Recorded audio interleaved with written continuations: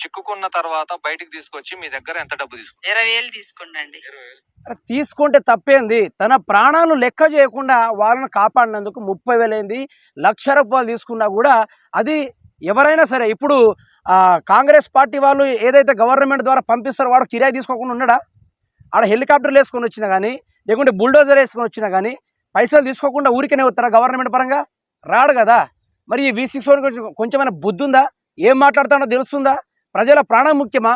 లేకుంటే ఇక్కడ ఆడు బీఆర్ఎస్ కదా 20,000 తీసుకోవడం మీకు ఎట్లా అనిపిస్తుందని ఈ సన్నాసుడు వీని ఫోటో ఒకసారి మీకు చూపెడతాను. వీని ఒక్కసారి చూడండి. ఇగో ఈ సన్నాసుడు కూడా ఎట్లాంటి దరిద్రుడు అంటే ఒక్కసారి చూడండి. ఇగో ఇట్లాంటి సన్నాసులు కూడా తయారవుతా ఉన్నాడు సమాజంలో. వీళ్ళని ఏం చేయాలి? అసలు ఇలాంటి వాళ్ళని? మళ్ళీ ఇంకో మాట చూడండి. లాస్ట్కి ఒక మాట అంటాడు. దీనికి సంబంధించింది ఏంటంటే ఆ వ్యక్తి, అతని పేరు సుభాన్, అతను ఇక్కడ లేడు. అతను